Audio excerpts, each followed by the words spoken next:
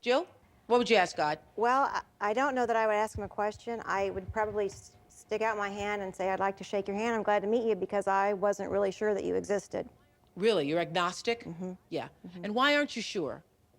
I believe in the human spirit. I believe we make things happen. I believe I'm the master of my own destiny, that I'm in charge of my life and nobody is planning my life for me. I am. I believe that too.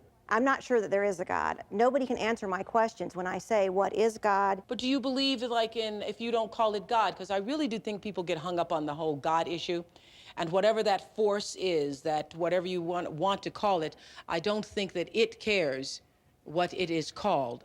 If it's any power that is omnipotent, I say, isn't hung up on an ego question of what you call it. So could you believe in a force of nature, Yes. a spirit, a power that somewhere there is, in The Color Purple, you remember that book, the movie? Alice Walker describes it, there's a rhythm to the universe. Could you believe in that? Yes.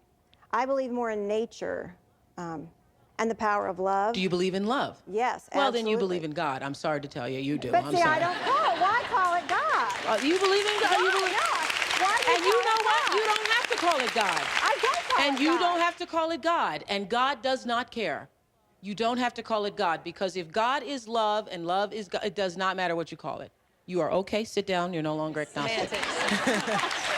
No, really, you don't have to call it God. And I think that is why so many people are hung up and so many people feel like they cannot be in touch with their spirituality because they're hung up on traditional ways we have been told what God is. And, you know, I was raised Baptist, honey, which means, you know, we're in the church all day and, you know, God is, and I was sitting in church, I was in my 20s, and I was listening to the preacher talking about the Lord thy God is a jealous God. Yep. And I started to think, why?